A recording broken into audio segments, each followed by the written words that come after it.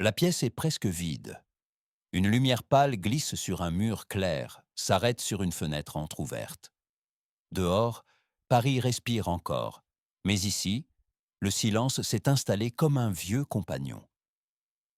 Charlotte Gainsbourg ne regarde pas la caméra. Ses mains reposent sur ses genoux, immobiles.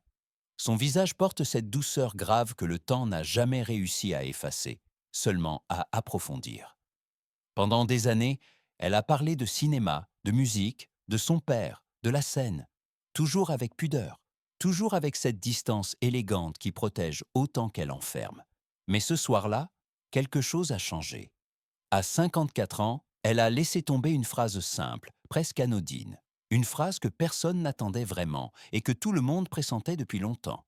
Elle a enfin évoqué cette histoire d'amour qui l'a brisée et lentement reconstruite. Ce n'était ni un scandale, ni une révélation brutale. Plutôt une respiration retenue trop longtemps. Un aveu murmuré, comme si le dire à voix haute risquait encore de le faire disparaître. Était-ce le premier amour, celui qui marque pour toujours, ou le dernier, celui qu'on porte en soi quand tout le reste s'est déjà effacé? Et surtout, pourquoi avoir attendu si longtemps pour le nommer, alors que chaque silence semblait déjà le contenir? Dans ces mots, il n'y avait ni regret, ni colère. Seulement cette lucidité fragile de ceux qui ont aimé sans savoir comment se protéger. Comme si cette histoire avait traversé toute sa vie, invisible mais présente, façonnant ses choix, ses rôles, ses absences. Sur une table, près d'elle, repose une vieille photographie. Les contours sont flous, le visage à peine reconnaissable. Mais c'est là que tout bascule. Car ce qu'elle s'apprête à raconter ensuite n'est pas seulement une histoire d'amour. C'est la clé silencieuse d'une femme que le monde croyait connaître. Bien avant les tapis rouges et les salles obscures, il y eut une enfance traversée par la musique et les silences. Charlotte grandit dans un univers où chaque mot pesait plus lourd qu'il n'y paraissait, où l'amour se disait rarement, mais se ressentait partout. Son père était une légende vivante, sa mère, une présence lumineuse et fragile à la fois. Entre les deux, une enfant observait, apprenait très tôt que l'intensité pouvait être belle, mais aussi dangereuse. Dans les couloirs feutrés des studios et les appartements aux lumières tamisées, elle découvre ses premières émotions. Pas encore l'amour, mais son pressentiment. Cette sensation confuse qu'aimer signifiait se donner sans filet, accepter d'être traversée, parfois blessée, souvent incomprise. Le premier véritable amour arrive sans fracas. Un regard prolongé, une voix qui rassure, une présence qui semble offrir un refuge. Rien d'extraordinaire, et pourtant tout commence là. Ils se croisent dans des lieux ordinaires, partagent des instants simples, presque anodins. Mais pour Charlotte, chaque geste compte. Elle aime avec une profondeur qui surprend, comme si elle cherchait déjà à combler un manque ancien, sans encore savoir le nommer. Cet amour lui apprend la douceur, mais aussi la peur. La peur de perdre. La peur de ne jamais être suffisamment aimé pour être retenu. Un soir, sans cri ni drame, tout s'arrête. Une séparation discrète, presque polie. Pas de promesses, pas de reproches, seulement une distance qui s'installe et ne disparaîtra jamais vraiment. Ce jour-là, elle comprend qu'un amour peut réchauffer une âme, ou y laisser une empreinte invisible. Une empreinte qui guide ensuite chaque choix, chaque attachement, chaque fuite. Sur un quai de gare, un billet froissé reste dans sa poche. Le train s'éloigne. Et sans le savoir encore, Charlotte vient d'apprendre comment aimer lui fera toujours un peu mal. Ce soir-là, elle ne savait pas encore que cette blessure deviendrait le point de départ de tout le reste. Les années passent, et avec elles vient la reconnaissance. Charlotte entre dans le cinéma sans fracas, presque à pas feutrés, comme si elle craignait de déranger. Les rôles arrivent, exigeants, dérangeants parfois, toujours chargés d'une vérité nue qui lui ressemble. La lumière des projecteurs la suit désormais. On applaudit sa justesse, sa fragilité assumée, cette façon unique d'habiter le silence entre deux phrases. Très vite, son nom cesse d'être seulement un héritage. Il devient une signature. Sur les plateaux, elle se sent à sa place. Le jeu lui offre un refuge, un espace où les émotions ont le droit d'exister sans explication.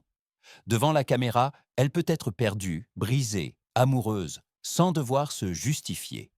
Chaque rôle semble réparer quelque chose, tout en ouvrant une nouvelle faille. La célébrité, pourtant, crée une distance étrange. Plus les visages se tournent vers elle, moins elle se sent réellement vue. Les interviews s'enchaînent, les questions se répètent, mais l'essentiel reste toujours hors champ. Il y a des soirées après les premières, des chambres d'hôtel silencieuses, des retours tardifs où la ville dort déjà. Dans ces moments-là, la gloire n'a plus de voix. Elle n'offre ni chaleur ni consolation. À ses côtés, parfois, quelqu'un partage le chemin. Un compagnon discret, une présence rassurante, mais jamais totalement ancrée. Les relations se nouent, se dénouent, souvent sans bruit. Aimer devient difficile quand on ne sait plus où poser ses valises intérieures. Dans le tumulte des succès, une pensée revient sans cesse.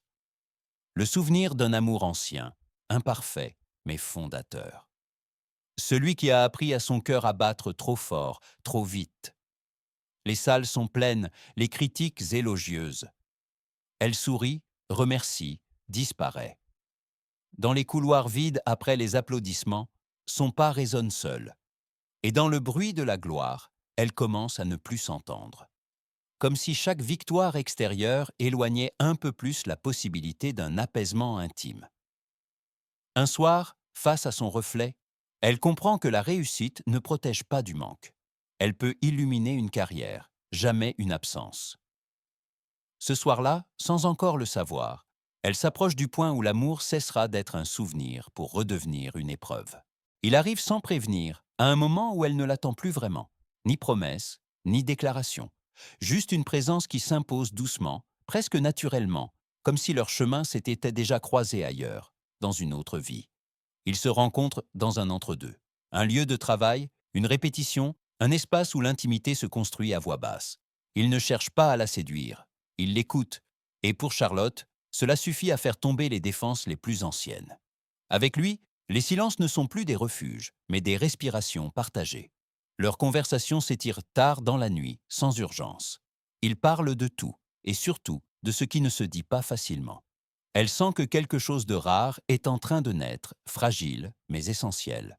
Leur amour ne s'expose pas. Ils se glissent dans les gestes discrets, les regards prolongés, les habitudes inventées à deux. Un café pris trop tôt, une marche sans destination précise, un rire étouffé pour ne pas troubler le monde extérieur. Leurs mains se frôlaient plus qu'elles ne se touchaient. Le monde, autour, semblait disparaître. Il ne restait que le battement de deux cœurs en sursis.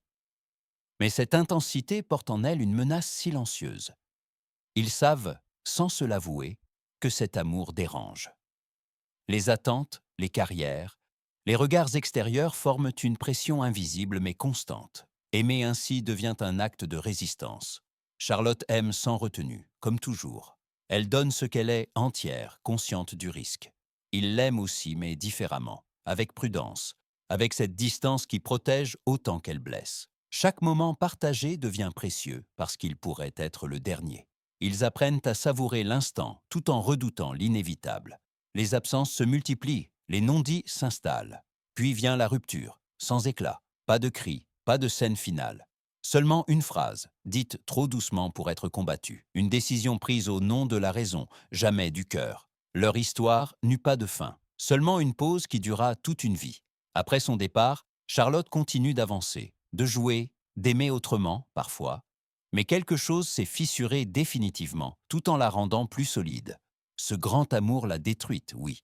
Mais il lui a aussi appris à se reconstruire sans effacer la trace laissée.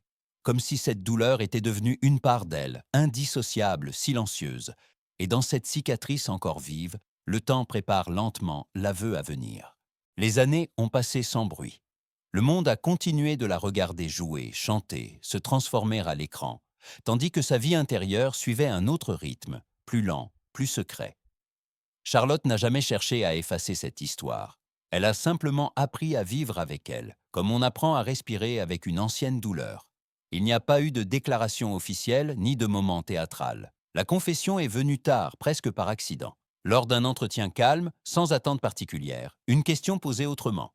Un silence un peu plus long que les autres. Alors, Elle n'a pas détourné le regard. Sa voix est restée douce, posée, pas de tremblement, seulement une vérité déposée avec lenteur, comme on poserait un objet fragile sur une table déjà encombrée de souvenirs. Elle a parlé de cet amour qui ne l'a jamais quittée, même quand tout semblait aller bien. Ce n'était pas une nostalgie romantique, plutôt une reconnaissance tardive. La conscience claire que certaines rencontres façonnent une existence entière, sans avoir besoin de durer. Oui, il l'a été, le grand amour de sa vie. Dans cette phrase, il n'y avait ni regret, ni idéalisation. Seulement l'acceptation d'un fait intérieur longtemps tenu à distance. Elle évoque les gestes simples, les silences partagés, les moments ordinaires devenus inoubliables avec le temps. Les souvenirs remontent sans violence. Une chanson entendue par hasard. Un lieu traversé à nouveau. Une lumière particulière, un soir d'automne. Tout revient, mais autrement.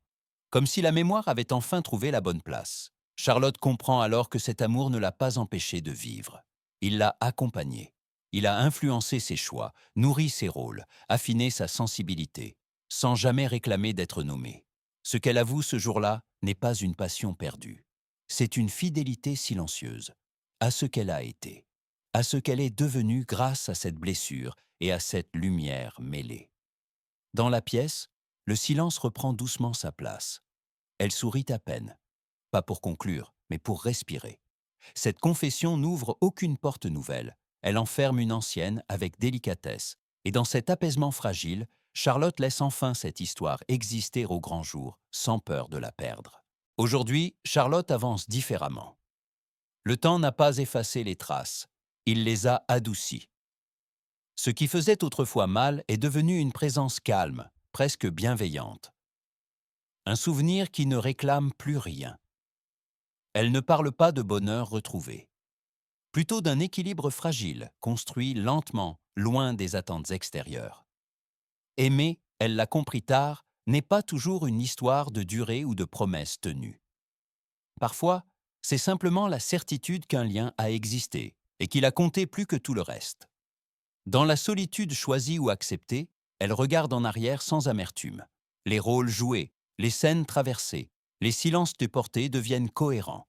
Chaque fragment de sa vie semble relié par ce fil invisible qu'elle n'a jamais coupé. Il y a des objets qui restent, une photographie rangée sans être cachée, une musique qu'elle écoute encore, certains soirs, sans chercher à l'expliquer. Le passé n'est plus une blessure ouverte, mais un territoire familier. Charlotte sait désormais que l'amour véritable ne demande pas toujours à être vécu au grand jour. Il peut exister dans la retenue, dans l'absence, dans ce qui n'a jamais eu besoin d'être prouvé. Et peut-être est-ce là sa forme la plus pure. Le temps, finalement, n'a pas tranché entre ce qui a été perdu et ce qui a été sauvé. Il a simplement permis à la mémoire de respirer, sans colère, sans illusion. La lumière baisse doucement. Un souffle traverse la pièce. Le piano s'éloigne, presque imperceptible. Et si aimer, c'était simplement se souvenir sans rancune. Et si le silence, parfois, était la plus belle des confessions, quelque part dans cette retenue apaisée, leur histoire continue encore.